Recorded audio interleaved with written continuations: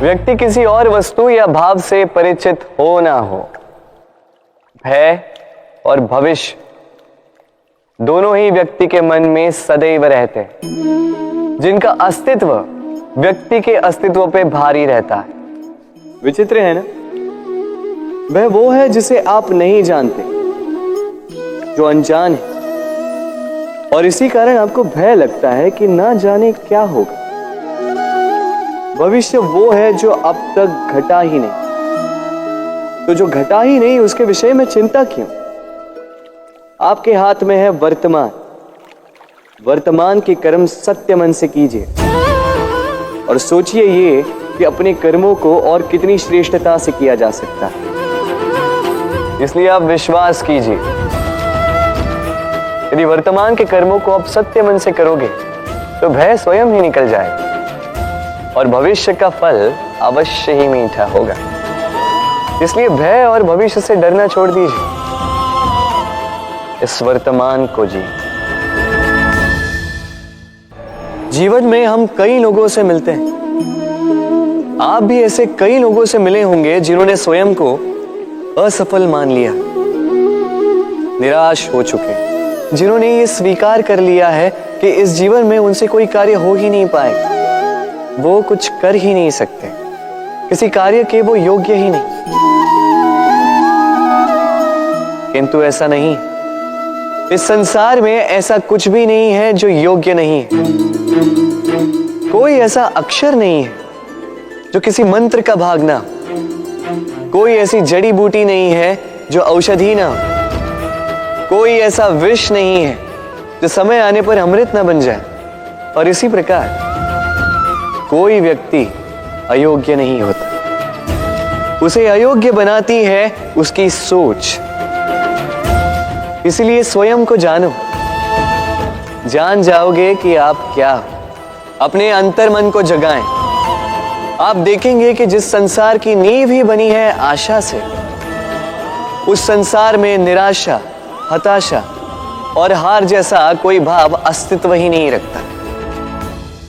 कितना सुंदर पुस्तक है, सुंदर आवरण है, सजाए हुए पृष्ठ है।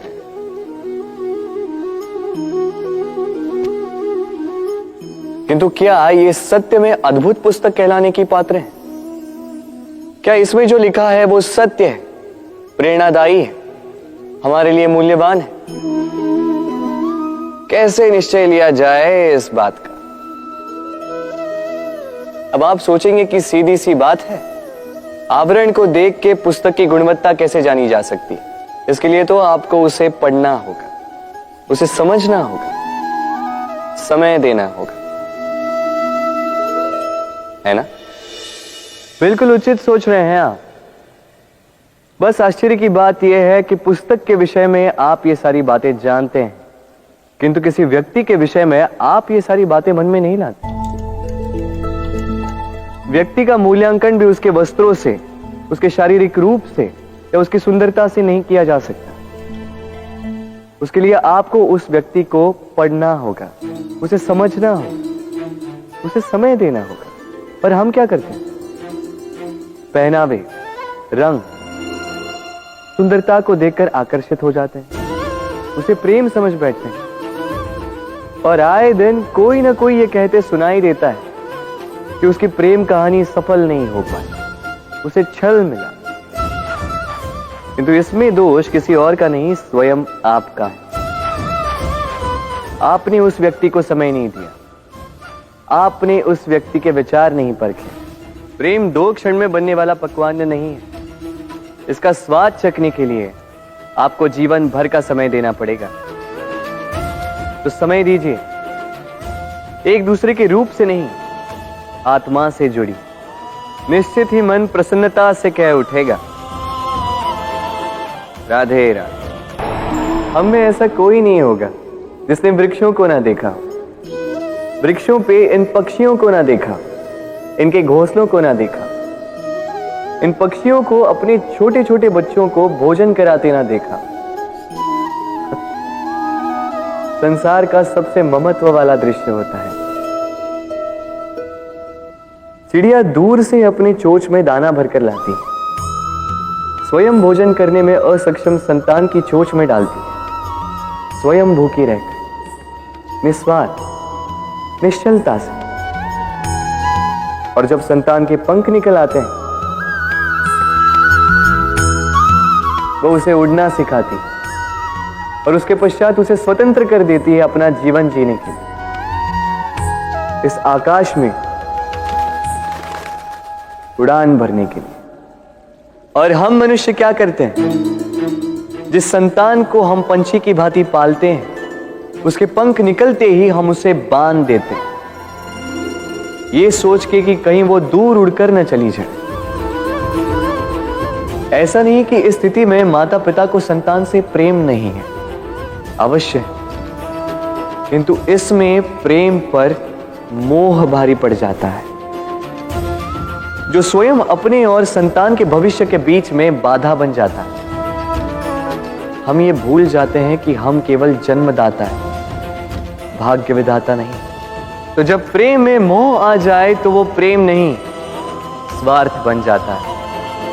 इसलिए प्रेम को पास रखिए और मोह को दूर, क्योंकि जिससे प्रेम करते हैं उसका विकास नहीं रोका करते। प्रेम संसार का सबसे पवित्र बंधन है, पर सच पूछो तो ये बंधन से मुक्ति है, स्वतंत्रता है।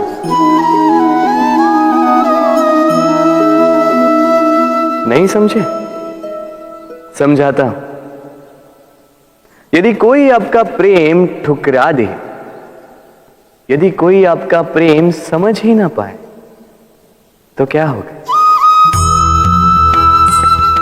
कुछ उदास हो जाएंगे, कुछ छल करके प्रेम पाना चाहेंगे, तो कुछ बलपूर्वक प्रेम पर अधिकार करना चाहेंगे।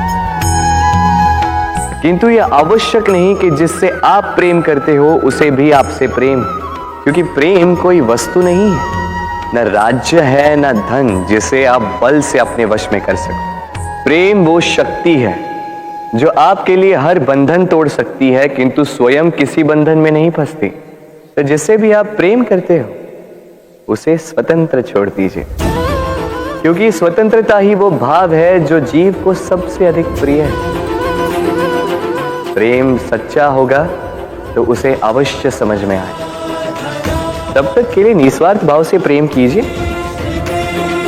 स्वार्थ हट जाएगा तो प्रेम आ ही जाएगा और मन प्रसन्न होकर बोलेगा, राधे राधे।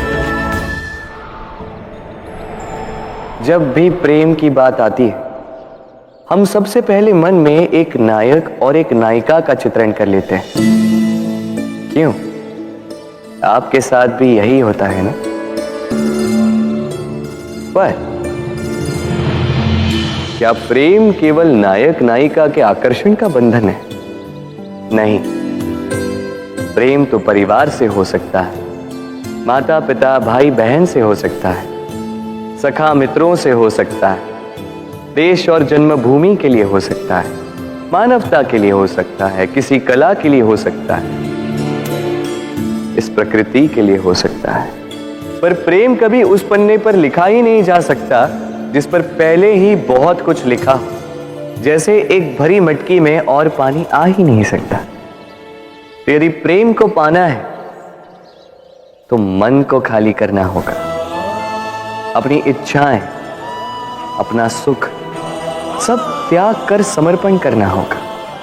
अपने मन से व्यापार हटा दो, तभी प्यार मिलेगा और मन प्रसन्न होकर बोलेगा, राधे राधे।